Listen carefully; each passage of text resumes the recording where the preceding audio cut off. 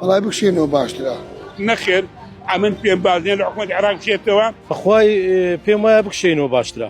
ناکشێتەوە ناژبی بکشێتەوە. والله با بکشێنەوە ئەگەر ڕێککەوتن بە قەناعەتی من باشترە بەڕێی خۆم. وەلا ئەگەر مەسلحەتی تێداوی بکشانەوە باشتر نییە؟ پێم باشە کورد بکشێتەوە.